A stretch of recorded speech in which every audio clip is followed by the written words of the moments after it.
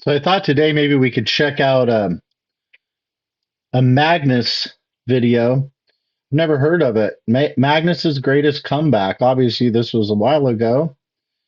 I'll put a link to the channel that made this, but I thought we'd just kind of chill out and look at some motivational type stuff. The streets of New York City erupted in chaos on November 10, 2016. In front of the Trump Tower and beyond, rioters were busy protesting Donald Trump's recently announced victory in the US presidential race. Streets filled restlessly with traffic or became closed off entirely.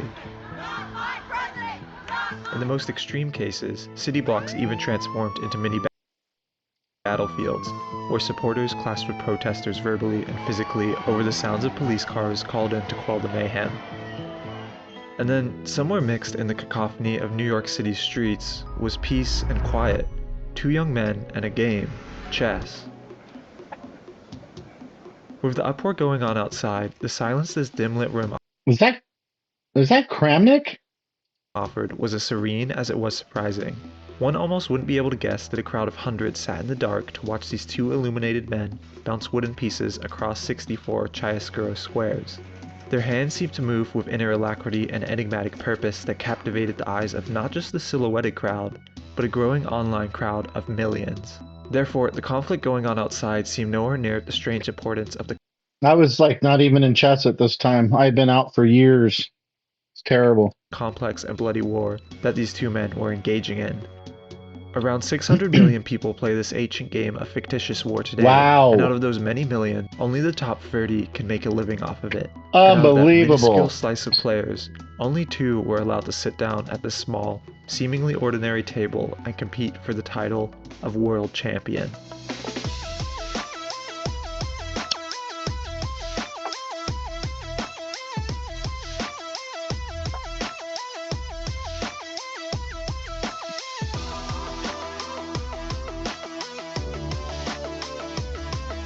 These two men are Magnus Carlsen of Norway and Sergei Karyakin of Russia. The match will be a best of 12 games, with tiebreaks added if necessary. At stake are over $1 million and the monumental title and prestige of world champion. These two young men have worked assiduously their whole lives to be here. Let's see how they fare. I hope you are ready for one of the most tense and dramatic days in chess history. An unspoken rule of spectator chess is that you are to remain silent at all times. After all, it's only polite to let the players have their peace of mind while waging mental warfare with one another. But after only 2 moves, Magnus sends a wave of laughter over the otherwise silent crowd.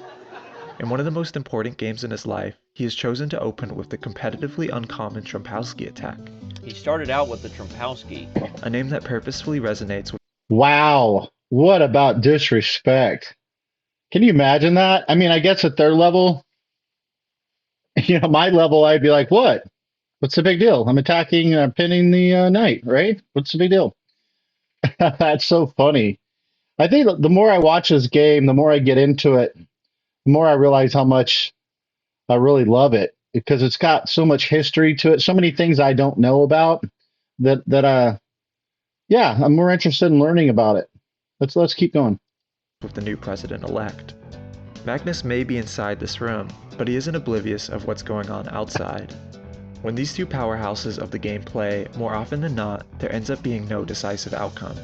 Out of the 21 games they have previously played in tournament together, Magnus has all but 4 wins, while Sergei has 1. The other 16 have all been grueling draws.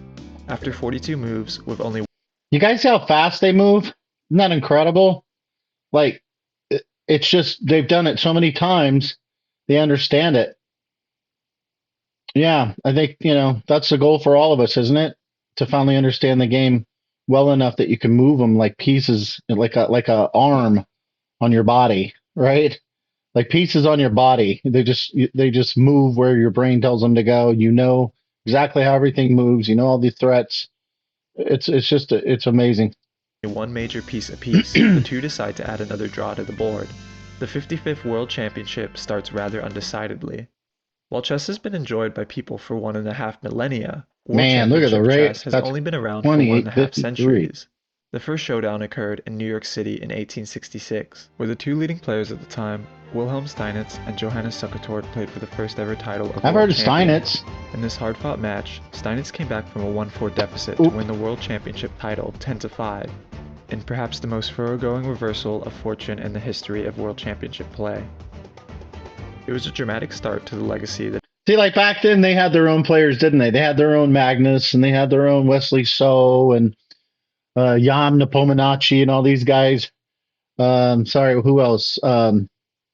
Caruana, of course, Hikaru Nakamura. Yeah, it's just kind of crazy that they already had a whole season of this, and all those guys are dead and gone. And we've got our new batch. That is World Championship chess, and it highlighted the trend. Over 40% of World Championship matches have witnessed the winner coming back from behind to win it all, and it's in these impressive comebacks that the true brilliance of chess and the ruthless determination of its players can be put on display for the world to see.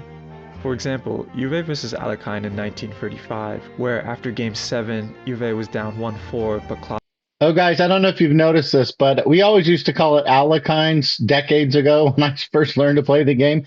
Alekhine. Then I was listening to Hikaru one day, and he kept saying Aliekin. I don't know where that pronunciation came from. I actually went to Google and had it do text to speech, like to tell me how you're supposed to pronounce it, and it said you're supposed to pronounce it Alekhine. So that's what I'm sticking with. I shouldn't, you'd think I should submit to Hikaru, but from what I understand, Hikaru doesn't know. Same way with the word fianchetto or fianchetto. And I looked that up from an Italian speaker, and there's no, that CH sounds like a k sound in Italian. So it's not fianchetto, it's actually fianchetto. So, small little things that that you learn, useless little tidbits, but take that for what it's worth. Fought his way back in a 30-game set to ultimately win the World Championship title 9-8. Another famous example is Fischer vs Spassky in 1972. With Cold War tensions rising, it seemed as if the whole world was watching these two men symbolically compete. Fischer trailed behind early on 0-2, but his grit did not diminish, and after the 21-game marathon match, Fischer found himself up 7-3. This win would make Bobby Fischer the first and only US-born world chess champion. Yeah, but I think they skipped past the part where he threw a couple of fits in there. If that was the same one, there's one where by the second game, I think it was, he couldn't take the cameras being in the same room with him, and he said basically he wasn't going to continue playing unless they got rid of the cameras. And this guy Spassky, he seems like a really decent dude. I mean, he could have said, "Fine, I'll just have you forfeit, and I'll just take the match and I'll win." But he didn't. He said, "It's fine. We can play without the cameras." I think they had one camera in the room they settled on, something like that. Well, maybe they'll talk about it. But Spassky, he really does seem like a class act to me. And would be the tiny yet massively monolithic stain to an otherwise flawless Soviet Union control of the world title in the second half of the 20th century. But perhaps the most impressive comeback in all of chess championship history is one that occurs over the span of not one championship match, but two. Well, you guys, I just Googled it. I looked it up. Boris Spassky is still alive. He was born in 1937. He's 87 years old. Wow. He's still out there. That's nuts. I wonder if he's still got stories. Welcome to the insanity that is Kasparov versus Karpov. In 1984, these two men were about to play the longest world championship match in chess history, due to one seemingly insignificant fact. Instead of being a best-of format, Kasparov versus Karpov was a first-2 format. Whoever scored 6 wins first would be the world champion. Innocent sounding enough. And it looked to Yeah, Karpov is alive. He's 73. Be that way when the reigning world champion, Karpov, got off to a strong lead early on, being up 4-0 by the end of the first 9 games. It seemed to the world that the experienced Karpov would get a fast and clean 6-0 sweep versus the And if you're wondering about Kasparov, he's 61. young newcomer Kasparov. But then the next game was a draw, and then the next. and the next, and the next. In fact, the next 17 games were draws, and then a worn-out Karpov, who had lost 20 pounds due to the mental strain of 17 grueling draws in a row, finally Dang, 20 pounds. Man, I've been stressed out before. 20 pounds? Yikes. got his 5th win. Only one more win for him and this marathon of a match would be over. But the youthful Kasparov had different plans. 4 more draws later, in game 32, a number that only one other world championship had seen, Kasparov achieved his first win.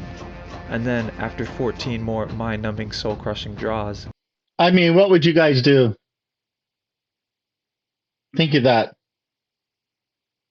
14 draws in a row. I mean, would you just say, that's it? I mean, I want to go home. It just makes me wonder what these men are like in real life. What it's like for their wives, their partners, whatever, to live with them. Because they won't quit. Can you imagine if you got in an argument with one of those guys? They're not going to quit. And they're not going to accept a draw. So there's only one way to handle that, and that's to win the argument, right? I really do wonder how much it goes into real life. Huh. Kasparov got his 2nd win. And then, in the very next game, his 3rd. By this time, the championship had stretched 48 games long. Hundreds of hours of competitive chess had been rattled off in mere weeks. Due to a lack of physical and an excess of mental exercise, each player's health, even Kasparov's, was sinking perilously into danger. And so, the FIDE president said that there was a thing is too much, and against both players, Adam.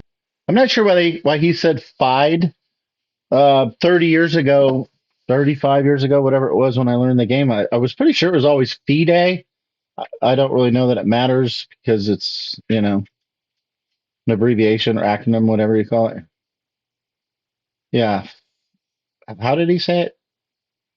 Feed? Wishes canceled the entire tournament. 48 games gone, crushed, erased in the blink of an eye. The match was to be replayed the following year, and this time, Man, would you guys even come back? I'd be like, no thanks, I've had enough. I can't do that again. all times to come afterwards, the championship would have a set limit of games. 24 to be exact, half the length of their previous World Championship match. After Game 5, Kasparov was again down, this time by a 2-1 deficit. But his resolve did not break. During Game 16, Kasparov takes the advantage outright in perhaps the most stunning way possible, practically forcing Karpov to sacrifice their queen for the small price of his knight. After the 24 games were up, Kasparov found himself the victor 5-3. The young 22-year-old had dethroned the 10-year reigning world champion, and it only took a combined and mind-boggling 72 games to achieve. Riots are still going on in Trump's home city as the two sit down to play Game 2. Sergei opens with one of the most popular openings in chess, the Ruy Lopez. Named after the 16th century Spanish bishop Rodrigo López de Segura, this opening line tends to lead to an indecisive outcome rather than a win. It's clear early on that Sergei intends to play safe defense against Magnus. This is one of the ones you all will learn because it's just like the basics. So we'll go over that. After the opening, the middle game shows completely symmetrical kingside, a telltale sign that a draw is incoming. After a couple more moves, both men agree to draw. While Game 2 can be written off as a rather lackluster draw, Game 3 was anything but. Around 7% of Norway's entire population was staying up to watch their national hero, so when Magnus receives the white pieces for Game 3, he decides to put on a show for his countrymen. Game 3 starts with the classic Ruy Lopez opening. But this one deviates from the norm, as a few moves later, Magnus finds his kingside rook in the middle of a barren chessboard. Once Sergei places a target on its back, instead of playing the much more standard move rook back to e1, he goes to e2, blocking his bishop and queen diagonals. Well, it's... You guys remember that? We just covered that. We actually just talked about that in Peace Development if you watched that video. Even in my game, if you looked at the game in the last video I uploaded, it's the game is the third section of the video. you'll see that I talk about that. I'm like, well, I don't want to move here because I'll block in my bishop and my queen, or I'll block it, something like that. So it's surprising that somebody at his level would do that. And why is he trying to protect the pawns on the 7th rank? I don't know. I'm not understanding what he's doing. He's Magnus Carlsen, though. I'm not. Still, actually, rook e2 is a very rare line. It is some small surprise already for Karyakin, I think. And here's the funny thing. Magnus will move it back to e1 on the very next move. So why the e2 intermission? Well, it served no other purpose than to provoke Sergei to play. I was wondering if he was messing with him. Do you think he was just like... Sergei spent 25 minutes trying to figure that out just for Magnus to do something he was supposed to do anyway? Like this one says to provoke him to play b6. I'm just kind of wondering if he was laughing at him. Like, that's weird, huh? Through chess moves, you can actually say something. b6. So that sort of forces Black's hand into playing b6, which threatens bishop a6. Bishop a6 would lead to a bunch of trades and a peaceful result, but as I said, this game gets exciting. Now Carlsen plays rook e1. So he just literally played rook e2 to induce b6 and then rook e1. Are you serious, right? But his point is, he believes that b6 is in the long term is a move Black wishes he could have back. Sergei takes the bait, and in the long run, this move, unknown to practically anyone but Magnus, will weaken Sergei's position over time. Later on, looking to put pressure on Magnus to swing the tide of the game, Sergei actually commits his first big mistake. But it was in this moment where Karyakin kind of struggled and decided he needed aggressive counterplay to deal with the fact that he was losing the pawn. Here, if Karyakin played, for example, d5, he's got a very solid pawn structure, but Karyakin played what to my eyes is a very uncharacteristic move for him. And he played c5. This move is now leading to a series of forced moves that end up giving Carlsen an extra pawn advantage. The move makes sense on paper. Sergei has a bishop to Magnus's knight, and usually bishops do better with less pawns on the board, while knights will do better with more. Man, all I've got to say is I hope one day in my life before I die that I can actually watch a chess game happening live and understand everything that's being done. You know what I mean? It's just got to be such a cool feeling, like these last two guys that kind of reviewed the games. And they're just, because they have been students of the game probably their whole lives, they can just look at a board and know what's going on. And I don't have that yet. I don't know how long it takes before one gets that, or if you ever do. Unless you're at like a really high level. I don't know, but it's something to really aspire to, I think. If Magnus takes the pawn, Sergei will simply capture with his bishop, and the position will be more open for his bishop to roam around and stalk potential prey. But Magnus knows this, and doesn't come close to biting. Instead, he's... By the way, this guy's doing a really good video. I'll make sure I put the link in the description so you can watch the whole thing on your own without hearing me blab. Slides his rook deep down into enemy territory. Sergei is forced to defend with the king, leaving his most valuable pawn, the f-pawn, unprotected. Magnus slides his rook back, freeing up his knight to take Sergei's precious pawn. Now, Sergei's pawns are all weakly isolated, and he has no choice but to play the prophylactic, suicidal, and yet correct move d3. It's a free pawn on a silver platter for Magnus, and while it does isolate his pawns too, like a shark in the water, he now smells blood. At this point, 6 whole hours have flown by, and time, which has pressured both players to make questionable moves, is dizzyingly slipping away. Sergei takes one of Magnus's pawns he strangely left undefended, but it was just bait for a beautiful trap concocted by Magnus. For the small price of 1 pawn, Magnus will, to the commentator's shock, win Sergei's bishop. The bishop's hanging, and there's got to be a win here. But afterwards, Magnus finds his pieces congested, and Sergei's king suddenly attacks his rook, his knight, and his... I see the move though, right? I mean, the king is obviously threatening to take the rook. Okay. Wouldn't I move the knight to protect the rook? Is it? Let's see. You move. No, yeah, it would protect the rook. The rook could escape. The king can't come over. So, is there something wrong here? What's happening? pawns simultaneously. Magnus can only save 2 out of the 3, and decides to leave his pawn undefended. Yeah, that's what I just said, Sergei okay. wants. If he can somehow manage to take both of Magnus's pawns, it's a theoretical and quite simple draw. But instead of taking the defenseless pawn right away, Sergei should attack Magnus's knight with his rook. The B pawn should not be captured, and the F pawn should not be captured either. That too is poison. He panics though and takes the pawn right away. And now Magnus can capitalize on a once again losing position for black. But right after Sergei's incorrect play, Magnus makes one of his own. Instead of moving his rook to control the board better, Magnus moves his knight to the edge of the board to defend his own pawn. Sergei, now with room to breathe, takes over the back rank with his own rook. There are still winning lines for Magnus, but his very next move, move 72, erases all of them.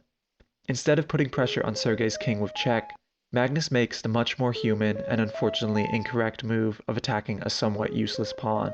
Yes, it defends b3, and yes, he ensured that he was going to win the b pawn, but here's what he missed. After rook to b7, we're not pushing h3. We're playing rook a1 first, exclam. The commentators were pulling their hair out. Somehow, Sergei would survive, and on move 78, both men agreed to a draw. Peter would go so far as to call it a draw for the ages. Magnus had Sergei locked up, but like a bashful Houdini, he broke free. During this game, Magnus frequented the private room where he would rest his tired face into his palms, looking defeated and lost. Yeah, he doesn't look happy, does he? The spectacle was broadcasted live by hidden cameras in the private sector. His home countrymen could see firsthand his dejection as he let the biggest win opportunity he's had so far slip away. Magnus would have the cameras banned and removed the next day. Right there. You see that? That's what I was saying. Bobby Fischer did that. Wow, he's like, I choked. Ugh. I wasn't really aware of that, so. Magnus, the computer says you have quite a few good chances today. Are you afraid of what you're going to find when you go through this game? Yes, absolutely. The pressure both these players feel increases tenfold when you put into the context that they sacrificed practically their entire lives up to this point to be here. No kidding. All these men knew was chess. They had no choice. Any other option would result in them not sitting where they were today. You have to dedicate your whole life to chess if you are to make it. And both...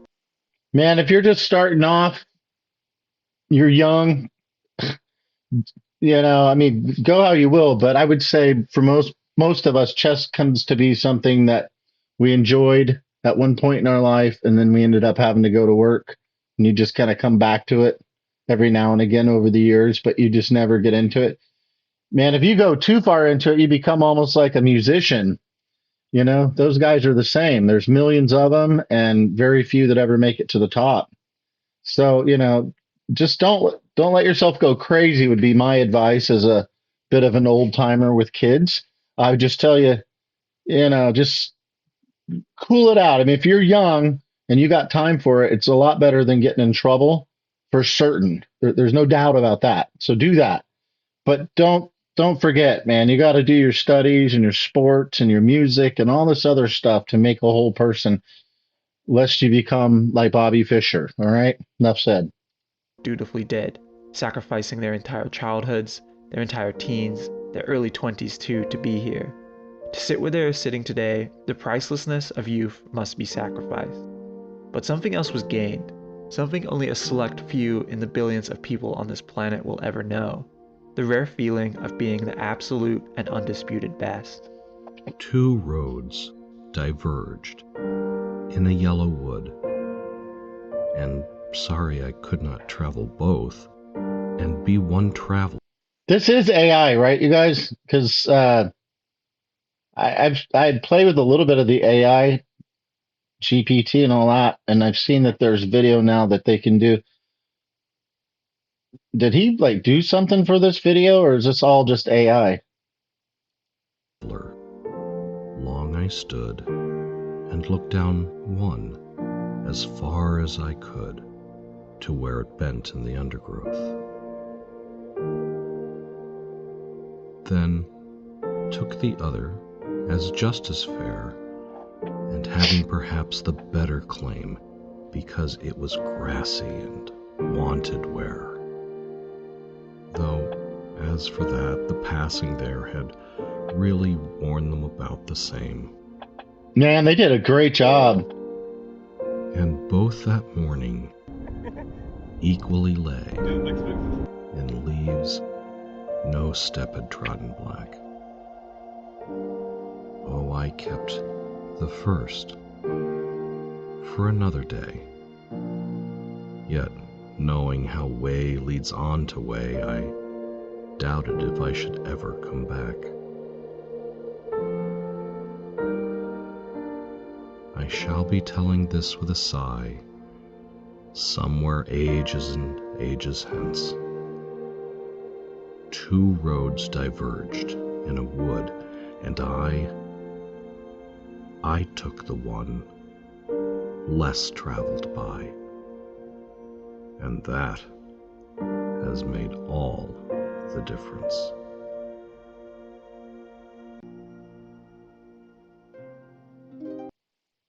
Wow. I mean, I'm shocked, really. I thought that was really powerful. The video is amazing. Whoever did this, I mean, that was incredible. Born in Simferopol, Ukraine, in a tiny free-room apartment cramped with his extended family, Sergei Karyakin started learning chess when he was 5 years old. His dad noticed Sergei watching chess on TV, and he soon bought a chess set out so the two could play together. And Sergei quickly demonstrated an ability so monstrous, methodical, and apparent that later that year he would be the one playing chess on TV.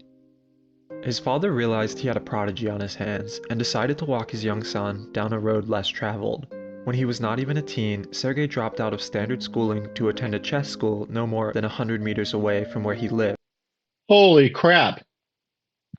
A chess school. I think, though, in Ukraine, probably like Russia, I think that they have some kind of pay plan or something for their athletes and academics. So they must get some sort of stipend or going on a chess team, an international chess team, or I have no idea, but man, I don't know if that's a good idea, your primary school to be a chess school. Although it would be fun, I just don't know what kind of human you would produce. For 9 hours a day, all of Sergei's focus willfully poured into the same 64 black and white squares. That's too Soon, much. his talents echoed throughout Ukraine, and Alexander Mamat, head of the famed Mamat Chess Club, invited Sergei to study at his school. With its enticing track record, his entire family moved cross-country just so he could attend. Unbelievable. Конечно, это было очень сложное решение. Это уже было поставлено на то, чтобы переехать, чтобы он уже стал чемпионом мира. Sergei continued to play his part and sacrificed his precious youth at the Man, isn't that commitment or what? chess club. At 13, he boasted that he could win the world championship at age 16. Suspiciously reminiscent of the young boy Beth Harmon plays in the Netflix miniseries The Queen's Gambit. I will be world champion one day. When? In 3 years. You'll be 60 in 3 years. There's no doubt that with Sergei's ability, his dream wasn't as far-fetched as it sounded. But unfortunately, fate threw a wrench in his plans. The director of the school suddenly died, and the school indefinitely shut down. Just like that, their family had no choice but to move back to Simferopol, and sell whatever they could on the street to make ends meet, as his father's cook wages were not enough to support the entire family. When we came back wait, whose wages? I was 13 years old and starting Reminiscent of the young boy Beth Harmon plays in the Netflix miniseries No, we The saw Queen's that. Gambit. Could on the street to make ends meet, as his father's cook wages were not enough to support the entire father's family. cook wages. Oh, father's cook wages. Okay. So his dad's a cook and they're living off of that. In Ukraine. Yikes. when we came back to Simferopol, I was 13 years old, and starting from 13 to 19 years old, I didn't have any support. Again, just completely nothing. There was no money left over for coaching or training. There were no sponsors. There was nothing. The young boy had nothing but poverty and his chessboard. Game 4 was a 6-hour, 94-move draw. At the beginning, Magnus gained a slight advantage, but 44 moves in, he loses that advantage outright by playing a move he incorrectly considered to be a forced win. Sergei, to Magnus's surprise, counterplayed perfectly with his bishop. All right, Magnus, what's your reaction to this ending in a draw? It's disappointing for sure, but you know, I'll try again next time. For Game 5, instead of the standard word Lopez, Magnus chooses a very uncommon opening for him, the Italian, hoping to catch Sergei and his team off guard. But if anything, it was Sergei who had the slight advantage after this more flexible and dynamic opening. Karyakin instantly smelt blood. It didn't help Magnus's case that late into the middle game, he blunders on the 41st move. Instead of sliding his rook to start an attack on Sergei's king, he blocked it outright by retreating his own king to g2. For the first time in the entire match, a winning line was available to Sergei. All he needed to do was find it. But the path to victory seen by the computers was mind-meltingly complex. And 10 moves later, Sergei saw that he couldn't transform his advantage into a solid win. He agreed to accept yet another draw. But unlike the previous draws, this time it was on Sergei's terms. While Magnus in 2004 was the second youngest player in history to receive the prestigious title of Grandmaster, Sergei Karyakin, right before his support I mean, I guess a lot of people don't like to watch over the board chess because it's so long, and most of them end in draws. And I know that's why they came up with Blitz and Bullet and Rapid and all that stuff, but it was making me wonder if that's not the way it's supposed to be. Long games like that where everything comes into play. Your physicality, you got to eat right, you got to sleep. Obviously the mental for that long. If you're really the world champion, yeah, maybe you have to go through like that one we saw, 14 draws in a row. Maybe you've got to just grind it out and have determination and discipline that you're just, and the never quit spirit, and you would just stay there and keep playing chess till you died, until somebody won. And then that would really be the world champion. Like, it makes me wonder, what was the best world championship, taking in all the factors I just said? Imagine like the old times, like a dim lit room or a castle or something somewhere.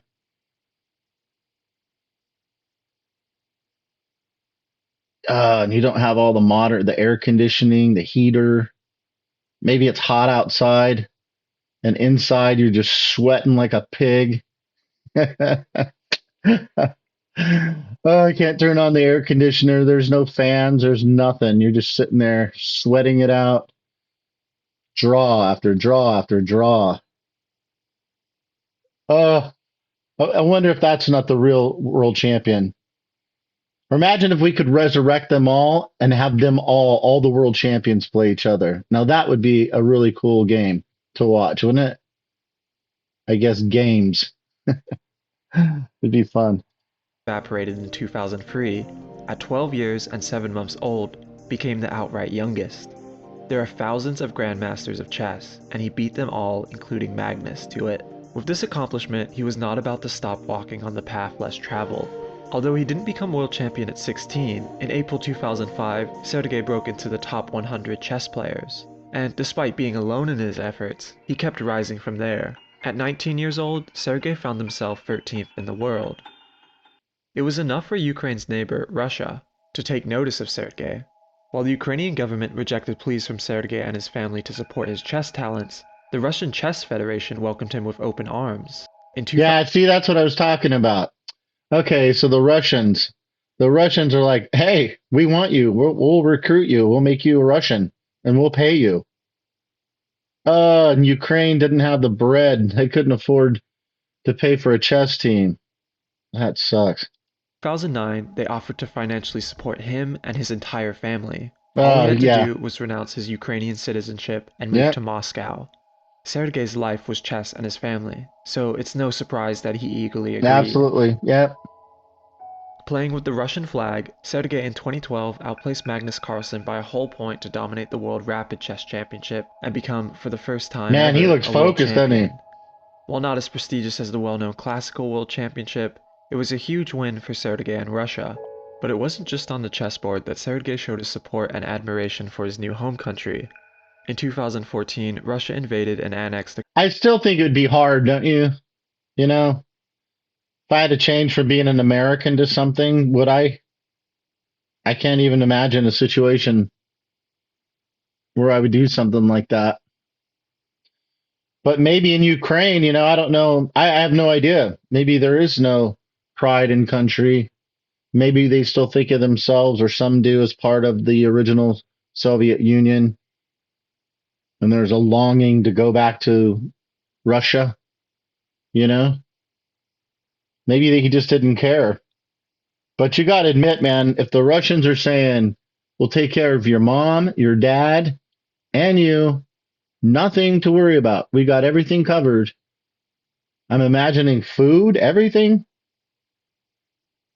Like, I think that's a no-brainer. Mom and dad get to retire or find jobs. Yeah, I don't think it's much of a choice.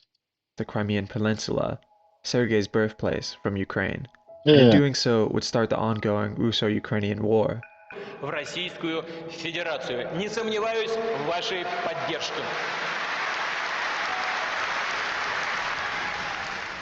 Sergei, from day one, expressed his patriotic support for Russia moving forward. His stances would become so strong that Sergei would later be kicked out of attending half a year of FIDE chess tournaments in 2022. And early on, his staunch views were enough to alienate him from many of his old Ukrainian chess friends and coaches, who didn't really know what to say to their once friend.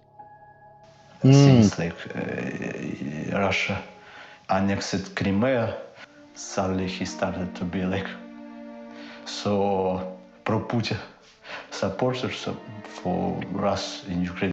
Yeah, but you know what, you guys? I would have to imagine he knows how to play the game in Russia, and he knows that you kiss the motherlands behind, if you know what I mean. They're supporting you, they're paying you, taking care of you. All they have to do is you offend them in any way, and suddenly they just pull the plug and your life's over, right? So I don't know why he'd go out of his way to be like that, but I can understand it.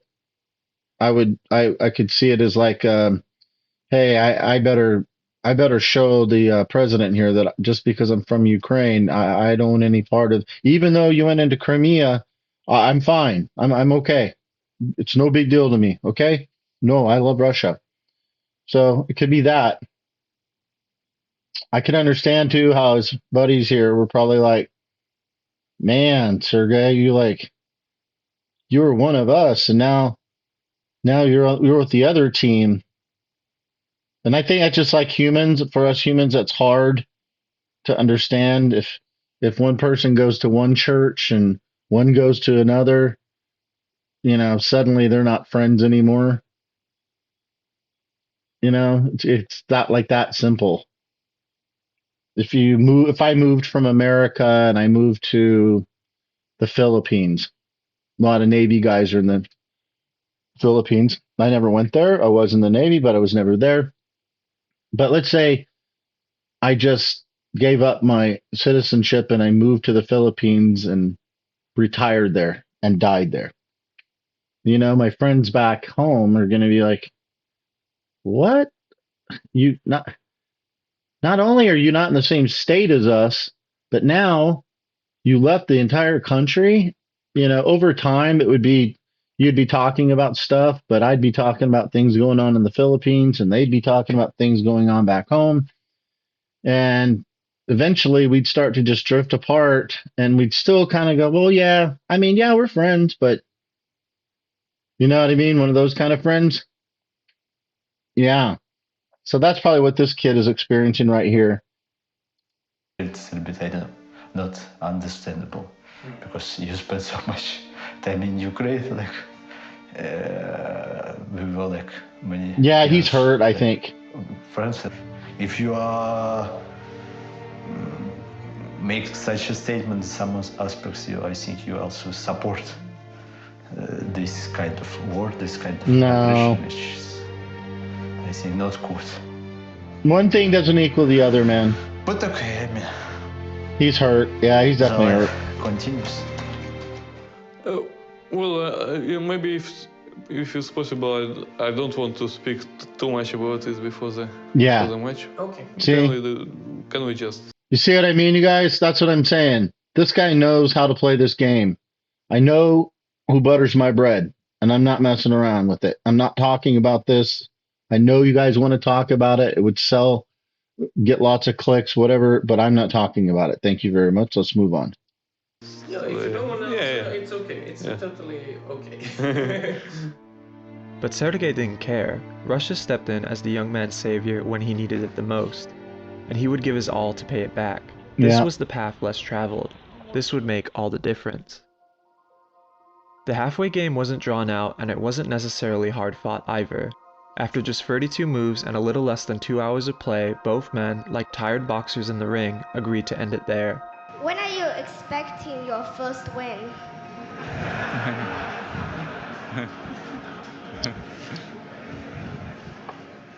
If you only knew.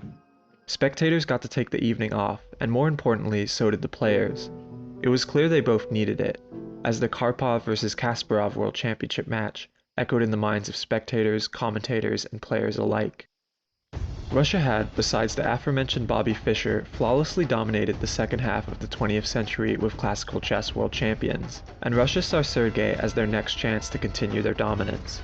In 2015, Sergei entered the Chess World Cup, a tournament that would allow the winner a spot in next year's Candidates Tournament, the tournament that decides who will face the reigning world champion that year. Even though the field was filled with some of the finest chess players the world had ever seen, Sergei, seeded 11th, won the whole tournament outright, punching his ticket to the Candidates with ease. But the Candidates was a whole different ballpark. Over half of the 8-man field was ranked in the top 10. Sergei, 13th in the world, was the second lowest ranked player that year. But he was about to shock the world again with one of the most monstrous runs in Candidates Tournament history. To start, he would beat the 5-time US champion, Hikaru Nakamura, ranked 3rd out of the 8-man crew. Then he beat the former 5-time world champion, Fischer. Now, the only thing standing in his way for a chance to face Magnus was Fabiano Caruana, the highest ranked player out of the 8-man crew, and the 3rd ranked player in the entire world. Growing up in Brooklyn, he would have been a hometown hero for New York to root for during the World Championships. But on the 42nd move, Caruana went for a win with a risky rook move, and then Sergei stunned experts and counterattacked perfectly. 4 moves later, Fabiano had no choice but to resign. I'm probably the happiest person in the world at this moment. For years, Sergei was stuck at 13th, and then in one single tournament, he broke through to the top 10 to become 8th in the world. And he was determined to keep that momentum up and become the first Russian world champion since Kramnik in 2007. Man, as long as you're getting paid. All that was in his way paid. now was the reigning world champion, Magnus Carlsen. In front of one of the larger crowds that match, due to it being a weekend and New York school districts giving out free tickets to kids, another draw was yet to ensue. Fabiano, the person who was so close to being in Sergei's spot had he not lost to him, called the draw early on. After 33 moves and 2.5 hours of play, his calculated prediction had come true.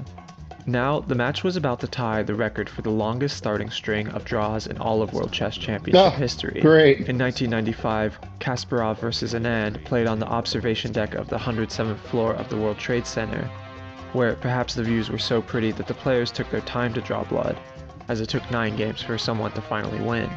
Magnus didn't have views to entertain him, however, and the reigning world champion was losing his composure draw after draw, a stark difference from anything he had exhibited before. It's disappointing for sure. You know, I'll try again next time. Like Sergei, Magnus's journey into the world of chess started when he was very young. At the age of 6, Magnus had memorized all of the flags and capitals of every country in the world by himself. It was enough for Henrik, Magnus's father and a former tournament chess player himself, to encourage his son to explore chess next. Magnus quickly grasped the intricacies of play, and it became apparent that he had... I think it was something like he played his sister and his sister beat him, wasn't it that?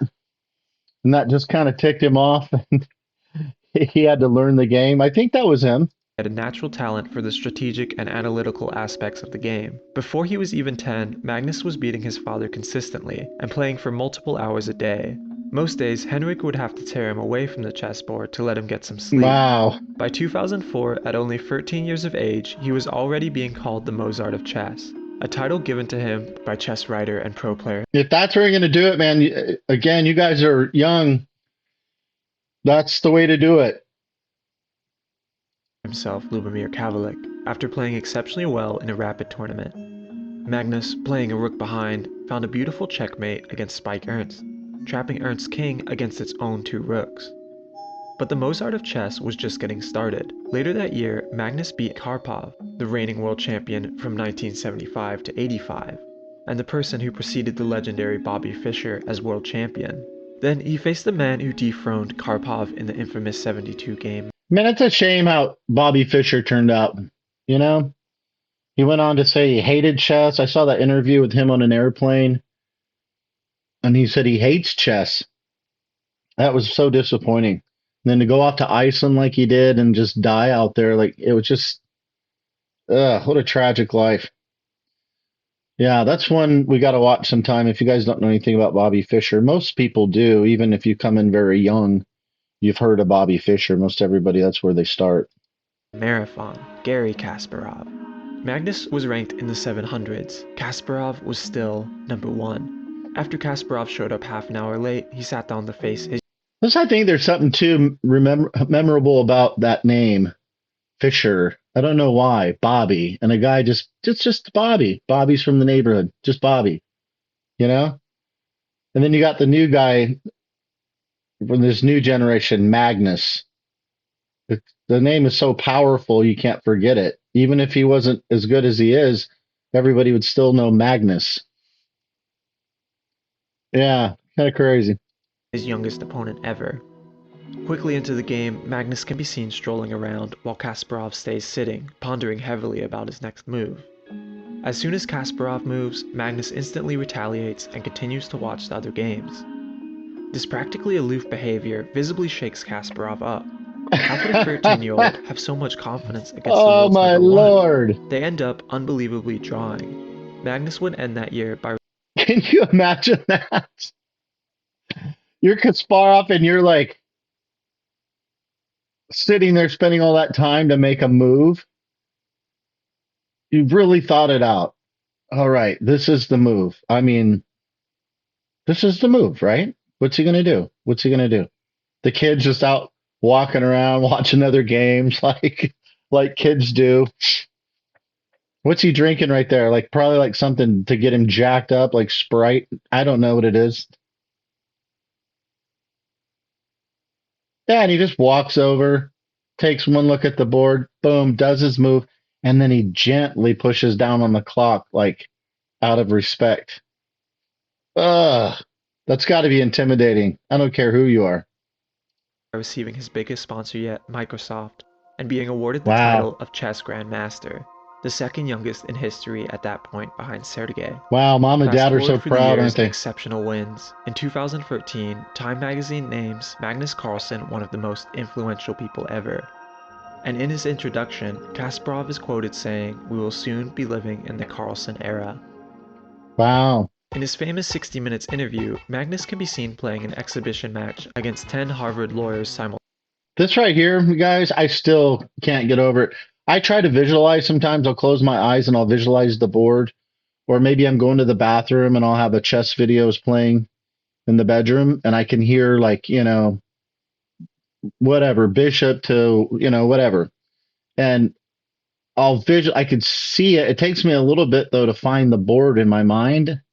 Not just because I'm old. I think it's just something you got to work on, or you've just had so much exposure that it's just been like burned in your brain.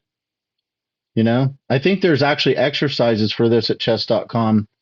I think I did something. I can't remember. Anyway, yeah, I mean, so it's one thing to play one game. You're telling me you played 10 people blindfolded? Come on, you guys. That's next level stuff. I don't even know. I can't even understand that. How can the brain do that? And how come my brain won't do that? It's because I'm a moron. All right, let's go. Simultaneously, while blindfolded. Magnus won each game handily, keeping track of 320 pieces on 10 separate boards No all in his way. head. That's nuts. That's nuts. It's the most amazing thing I've ever seen. Do you have any idea how extraordinary this looks to? No, it's one of the amazing things in chess that you don't really need a board. You can just keep. But it transcends chess. I mean, I just can't fathom what you've just done. It seems like it's supernatural. Magnus chose the path less traveled, and it made him exceptionally and brilliantly different. Then the World Championships came into the picture. Kasparov, who won the world title in 1985 after playing 72 games against Karpov, would end up retaining his World Championship title up until the end of the 20th century, before losing it to fellow Russian Vladimir Kramnik in 2000. Kramnik, after a 7-year reign, would then lose his title to Vishy Anand, India's first ever Grandmaster, in 2007. A 5-time champion, Vishy would hold the title up until 2013, when a young 20-something Magnus Carlsen came into the World Championship equation. Commentators during this match...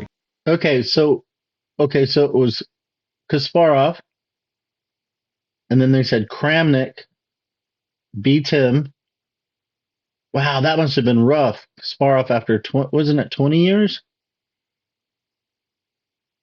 Okay, then 7 years for Kramnik, Vishy, and then Vishy versus Magnus. Okay, got it. Exclaimed that although Magnus recently became the world ranked #1, he had little to no chance of winning. In fact, his quest was similar to climbing Mount Everest with tennis shoes and no oxygen.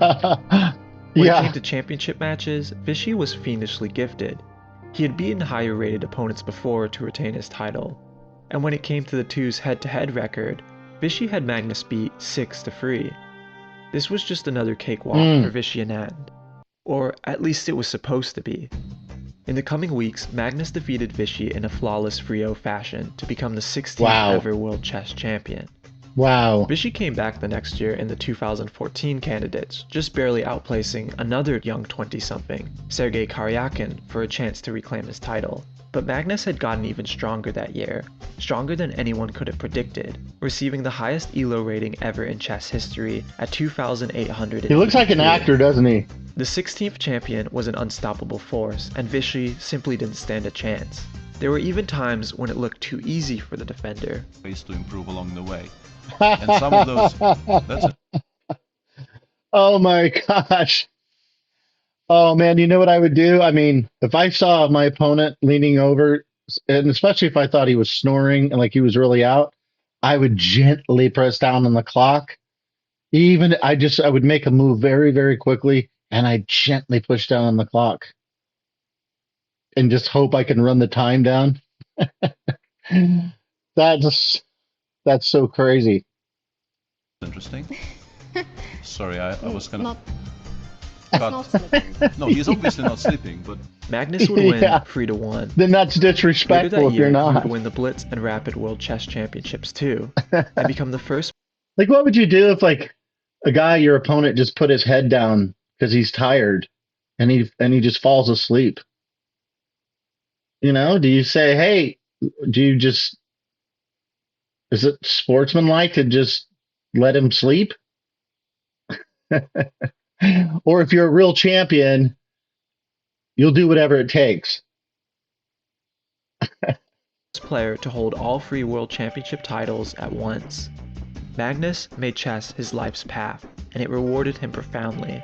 But now he was playing his toughest challenger yet, an opponent who had equally dedicated his whole life to chess, but had not seen it rewarded as equally.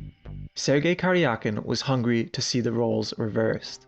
After 7 drawn-out and bloodless draws, Magnus decides it's time to strike, no matter the risk.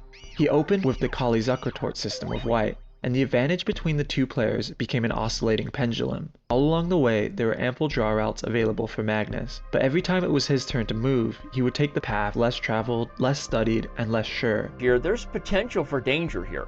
So, Carlsen should probably take notice of this and play one of the 3 moves the engine is actually recommending. Queen e2, knight e2, h3, get rid of this knight. This probably makes the most sense. But Carlsen was ready to be aggressive. He wanted the game to get nuts. He wanted the game to be mixed up so that he could really get his winning chances that he's so long desired. And so he played the move knight to b5. It's amazing that... Like, does he know that? Does Danny really know that? You know? Did Magnus tell him that? Or is he just... Yeah. Knight to b5 was played at such a high-level match, and it was a risky, delicate, and enigmatic path that could produce a resounding win, but at the cost of being more open to attack than he ever had before. In classical chess, each player for the first 40 moves is assigned 100 minutes of play time, plus an additional 30 seconds after each move is made, coming out to 3 minutes per move. Due to the complex nature of the game, both players were teetering on that 3-minute edge, jostling their pieces for any slight advantage. Time was running out and threatening to take out both players as it slowly slipped its invisible hands around each of their necks. I didn't even know that could happen. Move mark, there were more moves than minutes. I never even thought of that. I didn't know that. I mean, I guess it makes sense.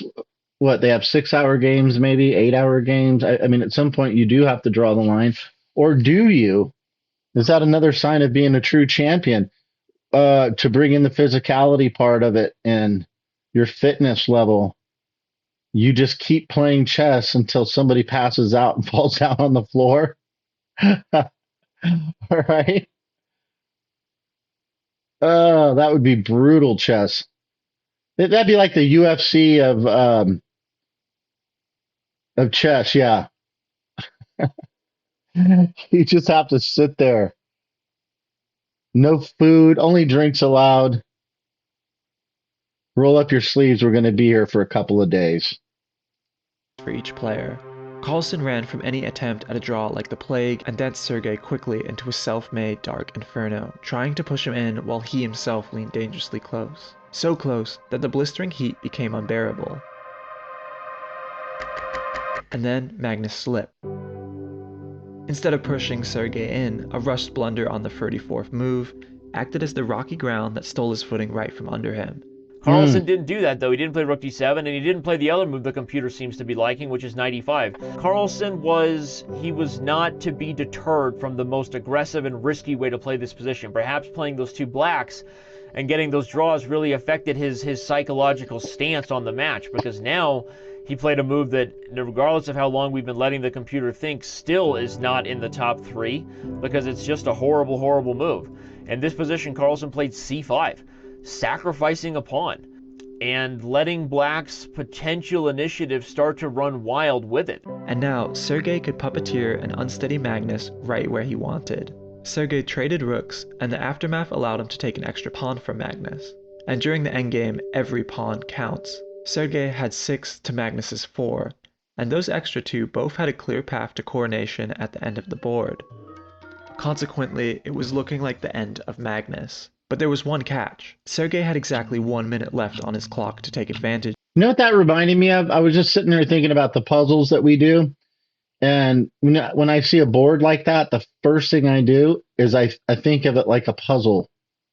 And I think puzzles are quite different than actually playing a game, because I think in puzzles they put together scenarios that I think can't happen or are unlikely to happen. I can't remember the facts on puzzles, but you're not as likely to see that in real life, in other words. But yeah, each time I see a clip like that, instantly I'll just start looking at it like it's some puzzle that I'm supposed to figure out here. Yeah. I hope it's not bad. Of it. The pressure was mounting. He had Magnus falling into the hot, ashy demise, but the flame was running out. There was a solution, however. It's a great video. Make it to move 40, where both players are granted an additional lifeline of 50 minutes. Sergei needed those 50 extra minutes desperately to study the board and fully take control of the situation, but they were behind a wall of 5 gargantuan moves. It was dizzying play at that point. Like a submarine sailor holding a flickering candle, he had to act fast. First, he hastily tried to make the endgame even more decisive by offering Magnus a queen trade. Of course, if Magnus were to accept, Sergei would be rewarded handsomely with a decisive win. But precisely because of that reason, Magnus declines, and he does so in the most ingenious way possible, with a knight sacrifice. Because the knight places Sergei's king in check, his queen suddenly becomes paralyzed, and although Sergei wins over Magnus's knight in exchange for a pawn, a couple moves later, Magnus is able to take one of Sergei's knights, and then his last extra pawn too, That was thus great. equalizing a game that was almost certainly in Sergei's hands. And then, all at once, the two submerged from the sea with gasping lungs, breathing in the fresh air of an extra 50 Nice. minutes. Sergei's ocean of an advantage had Nice. somehow waned away, and it looked to be yet another draw. Eventually, Magnus even finds Okay, himself... see, yeah, I didn't know that, you guys. I didn't know if you made it to a certain point, then they add on some more time. I mean, I've never been at that level. There's been no need for me to, ever know, but I kind of do want to look it up now. A pawn up, and the game is looking good for the reigning world champion. Until the 52nd move, where Magnus, with many good options available to him, chooses the absolute worst. And I mean the absolute worst. Welcome to the blunder that is h4. Matches will come with brilliant moves and not so brilliant moves too. It's part of the human condition. Mistakes will always be made. By the way, when you guys get to start playing games on chess.com, always do your game reviews and look for a brilliant move. See the first time you ever get a brilliant move. For me, the first time that ever happened, I was just like, wow, maybe I've really got something here. Maybe I'm a genius.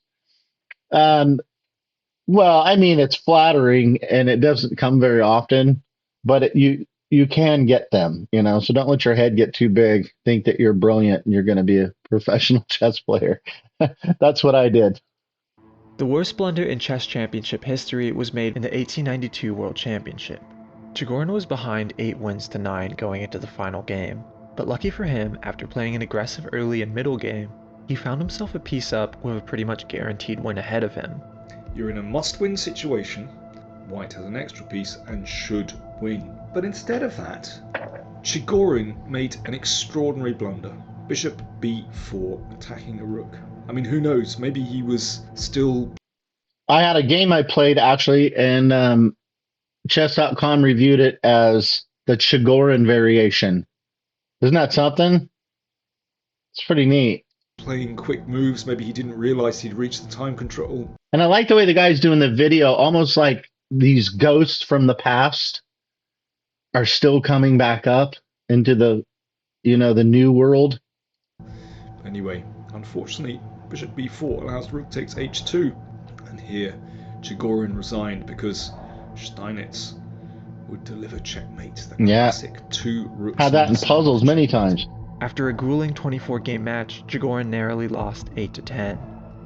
While not as bad as Chigorin's... Remember that too, guys, rooks on the 7th. Rooks on the 7th. It's actually a thing. Mistake, still stubborn to play for the win, Magnus makes the overly aggressive pawn to h4 move. This move is suicidal for 2 reasons. First, it slows down the pressure applied to Sergei's a-file pawn, which is creeping closer and closer to the end of the board. To many of us, this position seems recoverable. Just simply take the pawn with your queen. But it's actually not as simple as that, due to the second crucial weakness of h4. Sergei's knight now has access to perhaps the most valuable square of the board at the moment, g4. This move will put Magnus's king in a terrifying check, because after moving his king out of danger, Sergei can mobilize his own queen into the attack, applying an insane amount of pressure. Any line from this point onwards results in Magnus having to sacrifice his own queen, or finding himself checkmated outright. Therefore, h4, a seemingly innocuous pawn move, has sealed Magnus's fate. That's amazing. He won't play another move that game, but it doesn't stop him from spending 1 minute and 48 seconds desperately looking for a way to undo what is already sealed in the 64 squares before him. He has devoted his whole life up to this point protecting a wooden king no bigger than his thumb. I mean, look at him, guys. I don't know the man, but he looks like he's about to cry, It looks like something's terribly wrong, seeing him fidgeting like that. And I don't know. What do you think? He had worked his way up year after year to become the person with the most protected king of all time. And now... That's another thing.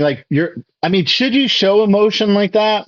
Maybe it's like my generation. I don't know. I'd always see like older people were always very stoic. You know, they never showed their emotion. Maybe this is a sign of the new generation that, you know, they just wear their hearts on their sleeves. Everything they think or feel, you just get to see it. I mean, what if a guy just sat there like Karpov and just kind of, you know, he was wasting away, lost 20 pounds. But he probably never flinched the entire time.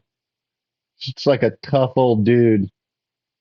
Aren't you showing your opponent like you're really frustrated and making him feel like, all right? Or is that a head game that you do a little acting job right here, you know? Act like you're frustrated. The other guy gets, all right, I got him on the ropes. And really, you're playing him for a fool. You want him to get overconfident so he'll make a stupid decision. Wow. Like, is that involved in this game? There was nothing. There was no way forward. The board presented a stubborn Sisyphus boulder that would never succumb to Magnus's will, no matter how hard he pushed. And Sisyphus was the guy that he kept rolling the stone up the hill, and every time it'd get to the top, he'd start walking down, the stone would come back down and roll him over. No, it would roll back down the hill, and he was doomed for all of eternity to just keep pushing that boulder up the hill. So that's what Sisyphus is. Magnus has no choice but to resign, and in that moment, he becomes the most dejected human being on the entire planet. If it weren't for his father, based on eyewitness accounts, behind the thick pane of mirrored soundproof glass sat a shivering Henrik Carlson, looking onward at his hopeless son, soul-crushed knowing there was nothing he could do to help. His father had been to practically every one of his son's tournaments, even taking a year off to travel with his teenage son so he could play the world's best. What a great father. Magnus says he wouldn't be able to tolerate this life if it weren't for his father, who's always there for him. When you travel with Magnus, what's your role? I'm a servant. But even now, after all his son had accomplished, he still became paralyzed, mentally imploding at the thought of not being able to help his own son when help was needed the most. For the first time in Magnus's World Championship history, he is trailing behind. Before players make it to the official press conference, reporters from other news outlets have an opportunity to stop players and ask questions. Usually both players would give quick responses and be on their way to the press room. But on this occasion, Magnus didn't say a word, while Sergei happily answered questions about how it was like to win his first game of the match against the world champion. The result was Magnus showed up early to the press room, before the host speaker even showed up. Both players are required by contract to attend post-game press conferences. If a player were to forego a post-game press conference, a hefty 10% of the $1.1 million. Yeah, I wondered about that. Because you think about it from the producer's point of view, everybody wants to know, what were you thinking? How do you feel now? Are you going to go home and like break the windows or do something dangerous? Are you going to have a drinking or drug problem now? You know, they want that clip. And here you are contractually obligated. You've got to show up. You know, I wonder if some guys have said, you know what, I'll pay the 10% because what I'm about to say right now is going to be so foul that I don't think I want kids to hear. I'm not in a good mood right now. And here in a second, I think I'm about to go to blows with this guy. How about that? Can you imagine? Yeah, no, I just pay the 10%. If my son were to tell me that, Dad, I think I'm going to punch this guy right in the face. I'm going to say, listen, you know, all right, 10% of what? What are we talking here? 10% of 100,000? It's 10 grand. We'll pay it. Okay, fine. Yeah, we'll pay it. If it's $1 million, well, you know, you might want to sit down for that after game interview. Dollar prize pool would be forfeited. This would result in a loss that would be over what most of the best professional chess players make in a year.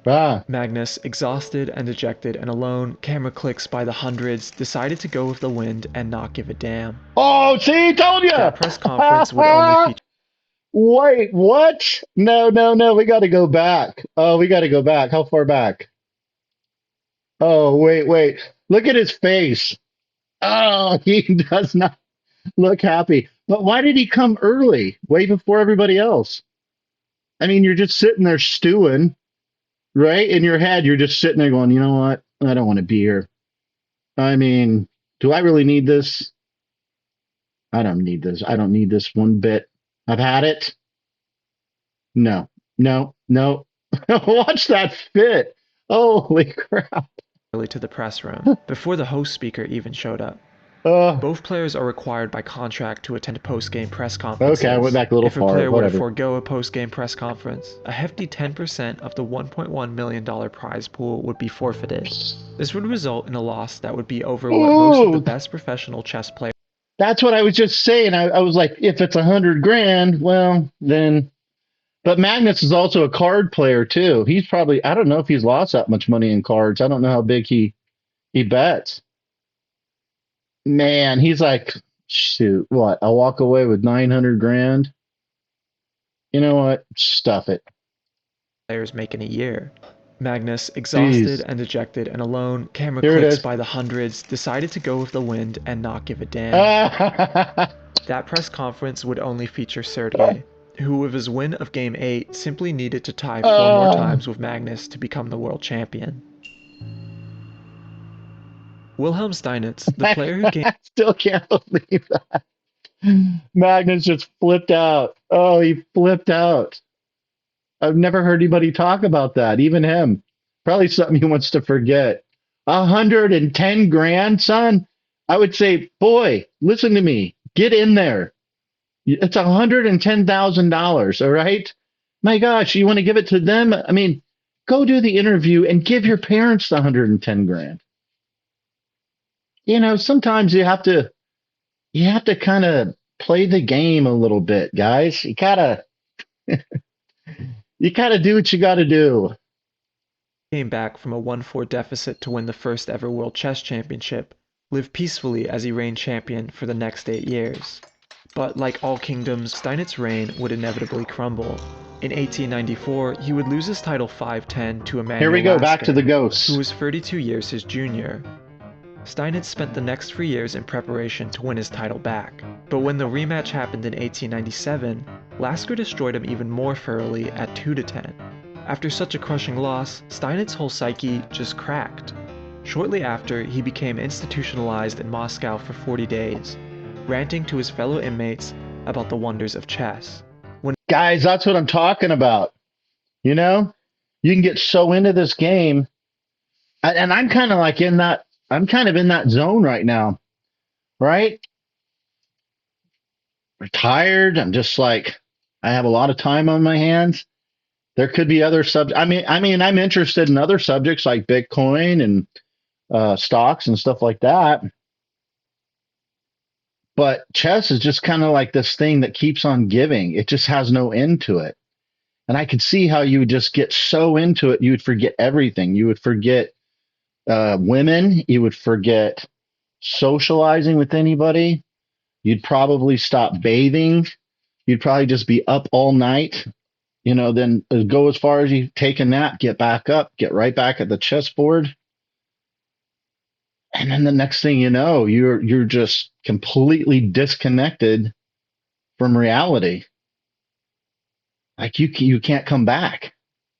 When none of them wanted to talk or play chess anymore, he took to an unplugged telephone and claimed he was calling God to play chess with him instead. Oh my lord. 3 years later, he died. The first world titan of chess was left broken after losing the very title that made him one. And then there's Bobby Fischer, the high school dropout from Brooklyn who had symbolically challenged and brought down the unstoppable Soviet Union to become the world's 11th chess champion. When he returned home, he gave no speeches and signed no autographs. He turned down millions of dollars in sponsorship offers and locked himself away from the public eye, living as a recluse. That's what I mean, guys. Fischer would hardly play competitive chess again, and his health, physical and mental, was slowly deteriorating. Soon, the old Fischer was hardly recognizable. He went on frequent anti-Semitic and anti-American rants. Whoa! Oh, come on, man.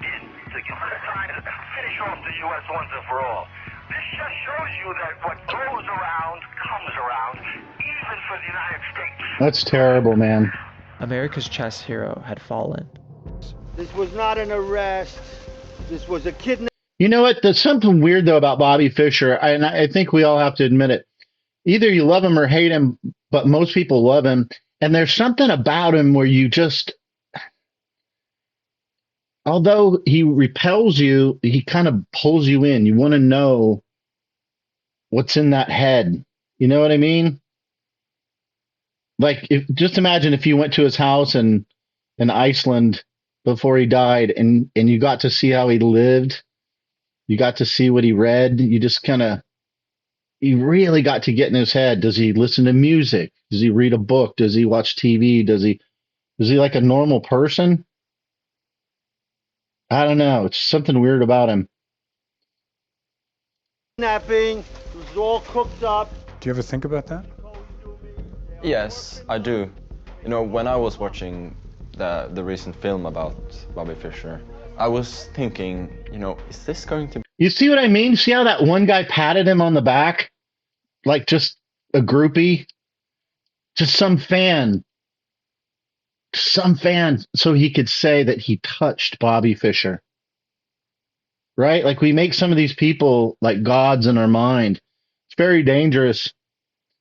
You know, you may not find you like whatever it is you think you would like. You may find that. I remember one time I was in Tucson, Arizona, and I had a chance to meet Merle Haggard and his family. There was a bar down there, big dance club, country dance place, and I met one of his sons. And not his son. I'm sorry, his manager. His manager was going to introduce me to his son, Marty, and he said, then you'll get to meet Merle, man. It'd be cool. He'd come hang out with us and sing and do all. And I said, you know what? I'm going to decline. And they were kind of like shocked. But here was the reason why. Because I know a lot about Merle Haggard, and my family knew Merle Haggard. And I don't remember. Not knew. I don't know about new. But anyway, let's just say, if you know the story of Merle Haggard, we don't have to get all into that, but you know it's sort of like a poor upbringing. It's Oklahoma, California kind of stuff. It's a hard life, blah, blah, blah. There's jail, da-da-da. Well, I have family that has a similar story as that. So, you know, I didn't want to meet him because I knew that whatever I believed in him, it was probably going to get torn apart. And I think that's what it's like with a lot of these chess players. Yeah. Maybe me in a few years. I don't think that's going to happen, but you know, it made me think a little bit that, you know, I have to be aware of this. 4 years before Fischer's death in 2008, a 13-year-old Magnus became the youngest competitor to participate in a FIDE World Chess Championship. Magnus, with Henrik lovingly by his side, flew down to Libya for a chance to face the #1 player Garry Kasparov for his title. But he didn't even get close to facing the world's #1, because in the early rounds he lost to Levon Aronian. That loss made the young Magnus's whole world fall apart. Now that boy was back 12 years later, dejected and fearful. He sat alone in his hotel room, knowing that he was the best, but he only had 4 minuscule games to prove it. The two finest chess players the world had to offer at the moment couldn't look more eerily different from each other. Sergei had a cautious, collected confidence about him, while Magnus looks as someone who has lost everything and was manically trying to take it back. Magnus's opening fit the look, as he played the relatively new, enigmatic, and complex opening called the Archangel. Never in doing heard of it. so, Magnus was trying to catch Sergei, who had undoubtedly studied Magnus's games religiously, off balance. But Sergei was prepared, and without missing a beat, counterattacked all of Magnus's advantages. Soon it was Magnus who was caught off guard, and on move 23 he sat there idly, digging into his precious time. In this situation, when Carlsen played the move knight to e7, was this another blunder? Yes. Could it cost him the game? Yes. After that, Sergei's confidence increased, and he found himself slightly holding the advantage for the next handful of moves. He even took on the offensive role, taking a pawn for his bishop. and soon the chess engines located the possible path to victory for Sergei. But it was outrageously complicated, too much so for Sergei to see it. While the wind simply dissolved away from the imaginary battlefield, Sergei's smile did not. Game 9 would be another draw, and now he had just 3 more to go. Oh my lord, come on. Game 10 would happen on Thanksgiving Day. The crowd was bustling as spectators poured in to see if Magnus, now the underdog, could bring it back. Look at that. Magnus has been down before, and it's precisely that reason why he's the best. It's amazing to me there's that many people out there that like chess, you know? I really thought it was just a very small community.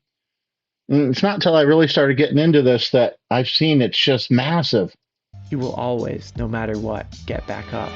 Didn't I see something like chess.com has something like 100 million users? Something like that? That's incredible.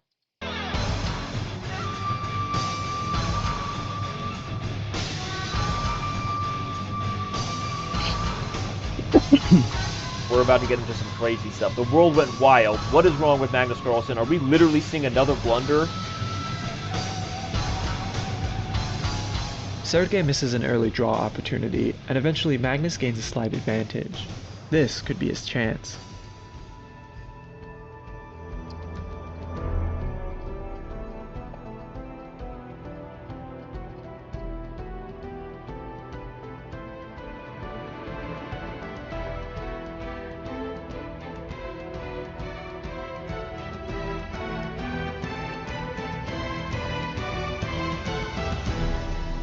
On the 56th move, Sergei cracked.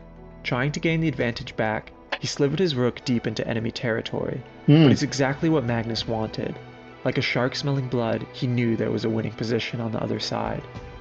He just had to find it. He looks serious now, doesn't he? Such a great video. My gosh, the editing.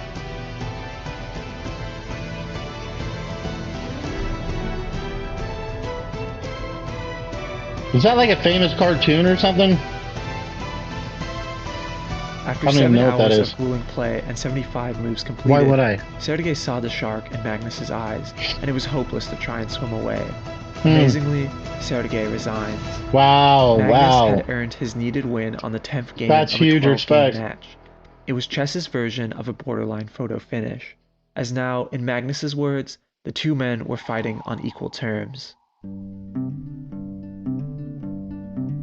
2 more games to go. I wanna be the very best. Game 11, a 3-hour, 34-move tie. Sergei had white for the last time in the classical phase, but instead of trying to win, he played defensively, utilizing the Roy Lopez opening once again. I thought it's the Rui, not the Roy, buddy.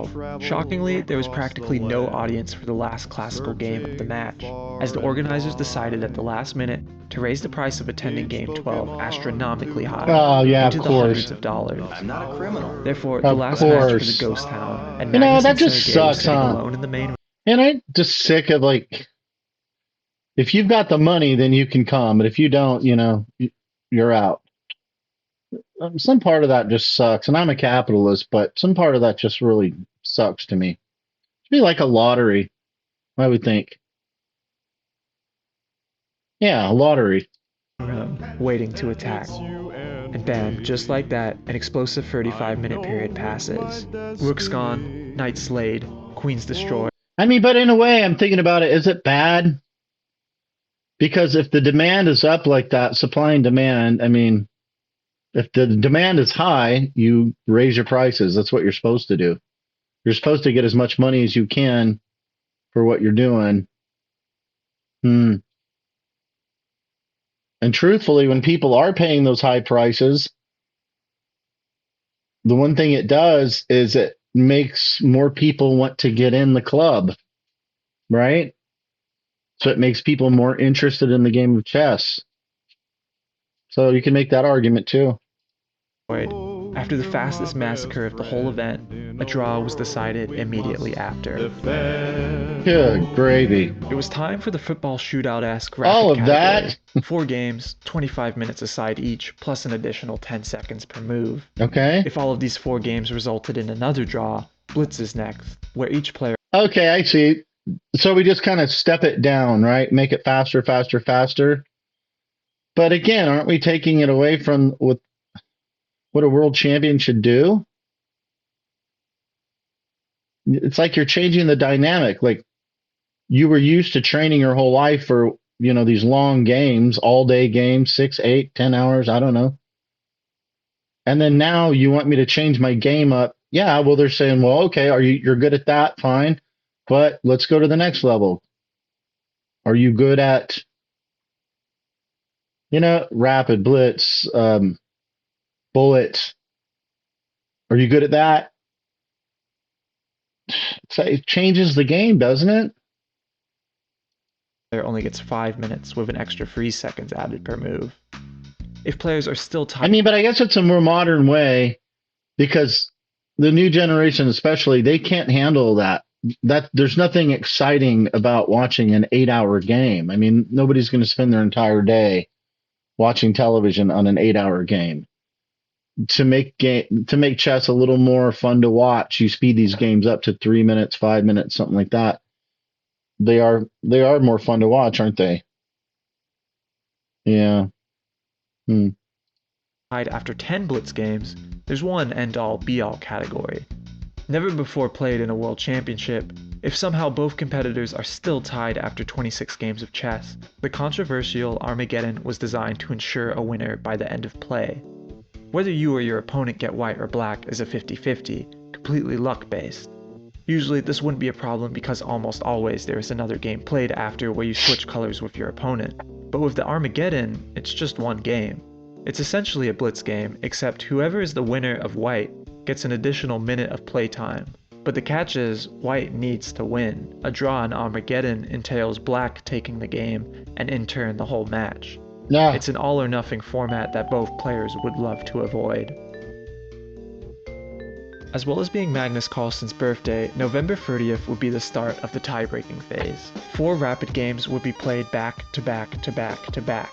More games, less time, a recipe for blunders, creativity, and the unexpected. Exactly. When you don't have the time to rely on your mind, the moves become expressive in a way calculated classical chess can hardly imagine.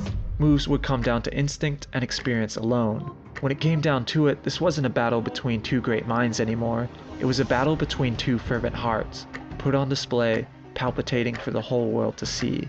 Yeah, but then it also goes to how fast you can move the pieces, right? That's a whole other skill. That has nothing to do with playing an over-the-board game, right? Am I misunderstanding something? You think that rapid is a good way to decide who's the best player? Well, I mean, I think you have to have someone who wins. You have to have a way to break a tie. 12 games is a lot of games, so you have a chance to. No, that's what I was saying. Do you? Maybe you don't break the tie. I mean, didn't we just see back in history there was went on for 75 games or something like that? I mean, I guess they don't want to bring that back, but man, I think those guys were tougher. I really do. I don't know. Do I? Yeah, I'm sorry. Yeah, I just think they were tougher. I mean, think about it. Our guys are they want everything set up perfectly. They got to have this, they got to have that, and there's no cameras, and they throw fits, and Bobby Fischer's, screw it, I'm not coming, and then he leaves America, and I hate America, and, just everybody throwing fits. Maybe 100, 200, 300 years ago, you didn't do that. It wasn't a sign of a gentleman. And you would, men dueling would line out and shoot each other over an insult. They would play you and play you and play you probably until somebody died. I don't know. I think that's probably a great chess player. To prove that you're better. If you cannot prove, okay, you either play forever or okay, you just speed. That's what I mean. You play forever or you speed things up. Again, once you speed things up, you're changing the dynamic of the game, aren't you? Speed things up. Game 1 turns out to be a 37-move, 55-minute draw. No, it should be... Hold on. Maybe it should be like this. Maybe you should have a world championship and it's over the board and it's you play till you die. All right. Then you have a blitz world champion, a rapid world champion, a bullet world champion. Huh? What about that idea? Actually, And there's the draw. The first game. The tiebreak ends in a draw. On to the next. Magnus opened. I mean, it accomplishes everything, you guys. Think about it. For all the old people that think, oh, that's the way it ought to be. It's always been that way and blah, blah. All right, let them have it. And then you're going to find some guys who go, I hate watching Bullet. It's so stupid. I mean, I can't even see what's happening on the board. This is not chess. All right. Then, but I like, let's say, rapid. Now, see, this is a little slower. I can get with this. I can follow what's happening. And you'd have subcultures inside of the chess community that you would have, you know, I'm a, I don't know, Roberto Santinello fan. He is the world champion of Bullet. That's my guy. Roberto Santinello. Right? Then you got Magnus Carlsen, the great over the board. I guess now Dean Loren. I mean, because you could can't you fit in like a Wesley So or a Fabiano Caruana, Nepo. Oh, obviously Hikaru, duh. Yeah, I mean, think of that. I think that's a great marketing idea. I think chess.com ought to listen to me on that one. Open strong. I mean, you could sell more merch. You could sell more merch. You could sell more courses. How to play the Bullet, like, I don't know. He'd probably write you a short manual that says, move very quickly. Catching Sergei off guard. Unsure how to counterattack, the Russian ate up most of his precious 25 minutes early on.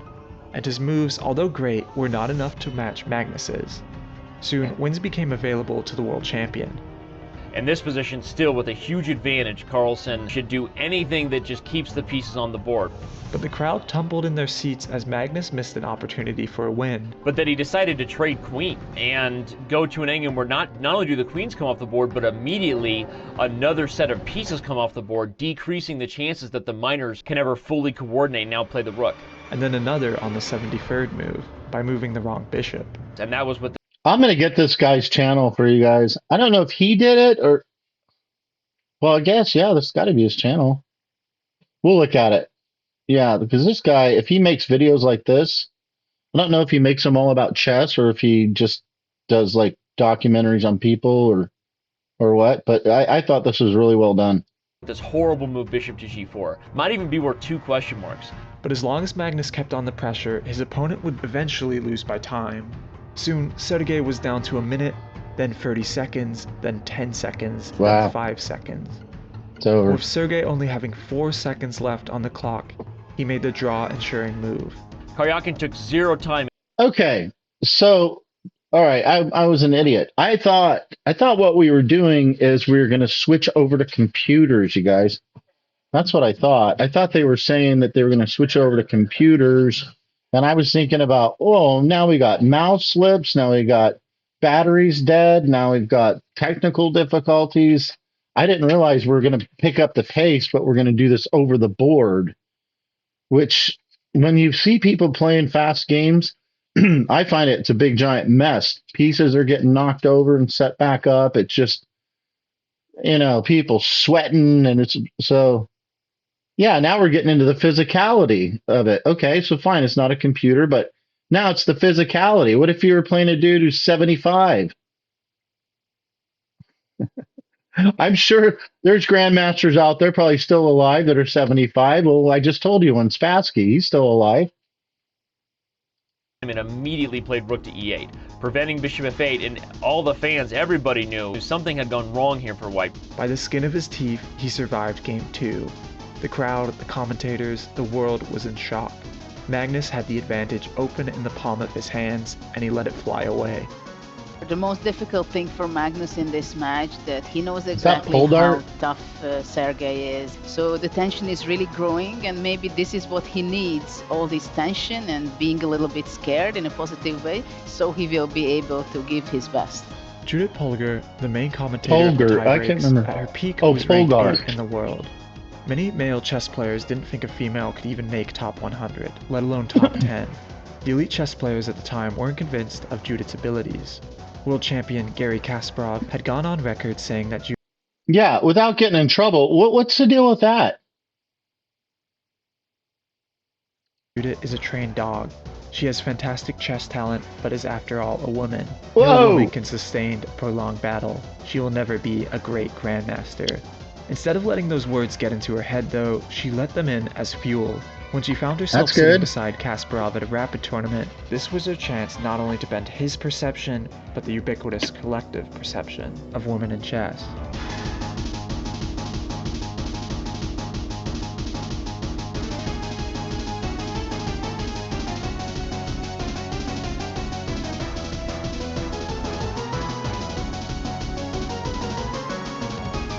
I don't think there's anything wrong with saying that women, for the most part, just don't like the same things some guys like. There's not a large number of them. And Kasparov had no choice. They like but to other admit things. That Polgar showed that there are no inherent limitations. She had done her part of chess history and defeated the best. And now she was interested in seeing who would do the same today.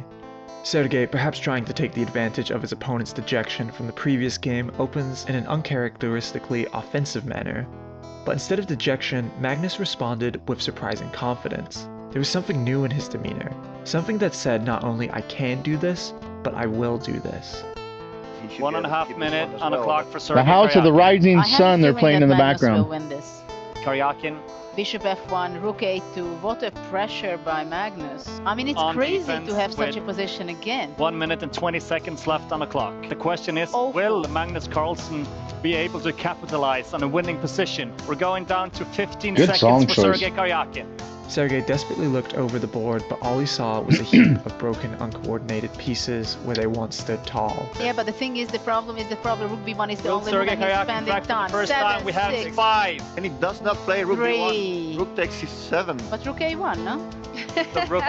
Rook a1 is the move for Magnus. Just picking up the bishop? Oh, look at that. Six. Oh, wow. She's like, rook a1, no? 3. and And Magnus Carlsen has won the first game of the tiebreak. And that brings us to the final game of the My championship. gosh! One would expect Magnus I to feel go on the exhausted. defensive for Game 4, but shockingly, his play is just as attack-oriented as Sergei's. Both players are looking for a win here, as a draw is simply unacceptable at this point. How long is the Sergei game? is forced to look for a win. I already forgot. Magnus goes for the win. Where's the none other timer? than to prove a point that he is chess's greatest player alive.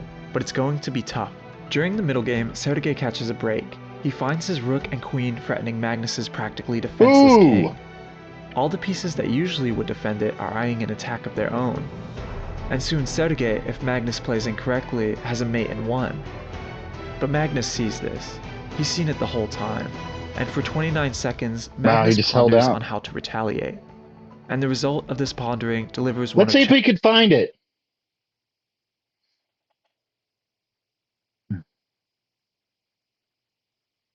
Rook check takes. I want to get my rook to h5. See what I mean? It's like a puzzle. Or what? Queen h6 check, sacrificing the queen. Pawn takes. Queen opens that up. Rook up check. Oh my gosh, you guys! I think that's it. I'm gonna have to look at this later. But wow, is it a queen sack? I think it's a queen sack. Chess's greatest moves ever. In Is 1965, it? Oh, a come on, 13-year-old what? Bobby Fischer had made headlines around the world for a We're game back he to played in ghosts. New York's West Village. In this game, Fischer, playing his black, stunningly Oh, he sacrificed left his us queen with a early in the cliffhanger. game on the 17th move. His opponent, Donald Byrne, Was it a rook one sack? of the country's I mean, best a queen players, sack? accepted the queen sacrifice, thinking it a blunder by the younger opponent. Listen. It turns out that it was one of the greatest moves chess He said had ever queen witnessed. sacrifice. Fischer, move after move, trapped Byrne's king and took material all along the way in one of the greatest multi-move thought-out strategies ever. Okay, maybe not. In what would be crowned the game of the century. Perhaps provoking the new game of the century, Magnus moves his unprotected queen right in front of Sergei's king. Whoa! What a way to finish off a world championship. Amazing combination. I was right. Was I right? He couldn't capitalize. Scintillating. Was I right? Yeah, I was right. Hey! Look at that. Match, doing these puzzles, you guys. And after winning the third oh my gosh, I nailed it. Nice. When two of the finest chess players in the world face off, wow, that made me feel good. Spectators get to witness, just for a glimpse, the secret and mysteriously alluring garden of chess. This legendary and timeless queen sacrifice is proof that my gosh, I can't believe I saw that. Human ingenuity and creativity will always triumph. Wow. Magnus, with a move so sublime that it would ripple the chess world and perhaps create the spark that would light the chess renaissance to come, proved in an unfathomable fashion that he was worthy of the title of World Chess Champion. Oh man, Magnus that was amazing. Moment, the championship, and the breathtakingly beautiful creativity of chess. It does feel like a chess renaissance. Ladies and gentlemen, thank you very much for your support. I want to thank everybody. It was actually a very nice atmosphere during the match. I was happy to come here after the games every day to express my feelings, and thank you for your support, for your applause. You're like a nice guy. Still, it was fun, and I tried. But now I want to get home, as my wife told me that. He's like Forrest Gump. He's like, I'm tired. I got to go home. That our son, he started to make his steps. So I want to say. Yeah, it's important. He held his head up high in the face of defeat, and it paid off. Only a month later, he would become the World Blitz Chess Champion. See, there you go. Magnus in the final round. See, that's what I was talking about. Okay, so they do already have it. So I just didn't know. Okay. With a brilliant sacrifice of his own. And his young son, who had just learned to walk, would now be able to call his dad a multi-world champion. Okay, there we go. Magnus also had some words on fatherhood, but this time they were for his own father. Yes. Thank you all again for coming. I would like to thank my opponent again for a very good fight. I would like to thank the fans, my own sponsors, my chess team, my family, my mother and my sisters who came here for a long time.